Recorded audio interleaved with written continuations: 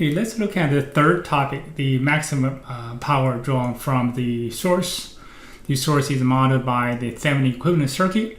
And in the practical world, this is kind of very useful as well. If you think about the wind and the solar energy, you may want to extract the maximum amount of power from the solar cells, solar panels, or the wind turbines, things like that. So although those kind of applications not exactly the same as what we were talking about, but very similar idea. And so you need to have a certain sort of matching conditions. And here you did one in the 201. If you have resistance in series, Thevenin resistance, and the voltage source, and if the load resistance is allowed to vary, and then you can have a certain condition such that the load resistance will absorb the maximum power or draws the maximum amount of power from the source, right? The condition there was if the Thevenin resistance R sub T is equal to the load resistance. And now in this case, we are looking at impedance, see if more interesting things going to happen. Let's see. Okay, so the setup is this. So this is the Thevenin equivalent Z sub T. This the Thevenin equivalent circuit, Thevenin equivalent impedance. This is constant that remain the same, not change, constant. And V sub T, of course, also constant. But here we're talking about the phasors, the impedance are complex, stuff like that, right? So the impedance, we have the real parts, which we call the resistance, right? So resistance, and the imaginary part X sub T, the imaginary part, this is the reactance. And we also have the load resistance. Let's see the modern source, whatever the network, you may replace that by, let's say, linear network, replaced by that Thevenin equivalent circuit, and now you have a load resistance. This one allows to vary.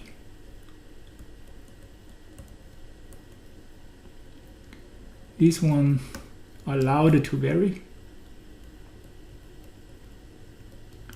So you can change the value of it, right? So let's see if you can change the value of it. How you can change it in the power electronics, the field I'm working with, we actually can change the voltage, current, the impedance seen by the upstream circuit. So that's one part of the things we can do, but just by doing switchings. And it's very interesting. If you are interested, take 425. Just a little plug there in your senior or junior year. And so again here, the load impedance also has the real part, imaginary part, the resistance part, and reactance part. And let's see what the P sub L. Let's see we're trying to find the average power delivered to the load. So let's use this average power delivered to load. We use P sub L to denote that average power. P is capital P. Right, so this is capital P. So the P sub L is going to be equal, let's say the current here. And that should be equal half I current, the magnitude of this current. That's the like I sub A we had before, right? So this is square times the R sub L, right? That's the current, because the reactance part, right? That corresponds to the capacitance, or if it is negative, right? So if it's positive, that corresponds to inductance. So therefore, those parts, the reactance parts, never absorb the real power. I mean, never draw the reactive power, the average power. So we're not talking about the real reactive power yet. So we're going to talk about that in the very last chapter of this course. And in this case, let's see what this IA is. The IA is, the current I in phasor is just the voltage divided by the total Thevenin voltage divided by the equivalent impedance, right? So the sum, the zt and z sub l, and if we write that in the rectangular form, is substitute zt and z sub l, we have r sub t plus r sub l plus j z sub t plus z sub l, and therefore the magnitude of that is just equal to, so the I square, the magnitude square of this I is just equal to the v sub t, the magnitude square, and this one, the square of the magnitude of square of this is just the real parts, r sub t plus r sub l square plus z sub t and z sub l square. So if you're still not comfortable with the complex number, you really need to go to the appendix 8 to make yourself comfortable with working with the complex numbers, right? Otherwise, things kind of bothering you. If you miss, if some small steps confuse you, will kind of throw you off, right? So you don't want that happen to you. And so therefore, if I substitute this to the load, so this actually is not, I'm very unfortunate, I use the same notation as the inductance average power. So let me change this. So let's add a d here. So so this is load, okay? So load average power, not the inductance. And so let's see, this would be equal to half Vt squared, the absolute value square, divided by r sub t plus r sub l square plus z sub t, no, not x, sorry about that. So that the imaginary part, x sub t plus x sub l. So this is real, everything is real. S sub t plus x sub l square. And also I have r sub l, right? R sub l here. So r sub l, don't forget that. So what we do is we try to maximize these. How we can maximize this?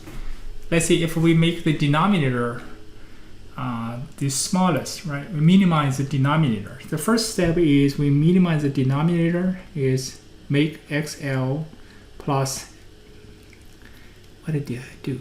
X sub l plus x sub t, right? S sub l plus x sub t equal to 0. Or the first thing is that we make x sub l equal negative x sub t. So this is the first condition we will have in place to minimize. Once we have that, and the p sub l, p sub ld, the load power will become v sub t square, magnitude square, times r sub l divided by r sub t plus r sub l square. And this actually falls back to the things we did in 201. And the condition for this one to maximize this, to maximize the PL, this load power, the second condition is we need to have RT equal R sub L. And I'm not gonna derive this, I had in the notes. You take the partial derivative, the partial you can do is you take the things you already did in 201, you take the partial derivative with respect to the load resistance, because the load impedance allows to vary, right? So therefore you take this as equal to 0, and you will get this condition very quickly. And so with that, and also so if I write these two conditions in one, so in this case the condition I would have the x in one condition is going to be xl equal xt conjugate. So that's the condition. So this basically this one take care of this two, right? So the real part is equal and the imaginary part is opposite signs. And so therefore this was the condition. So this is the condition. The condition to maximize the power absorbed by the load impedance. The setup is here is the load impedance is allowed to vary. Otherwise, all the things we discuss here will not be right anymore. Okay, so that's it for this lecture. And until next lecture, no matter what you do, just keep going, never stop. It's very important, right? Sometimes it's very hard, but you have to keep going.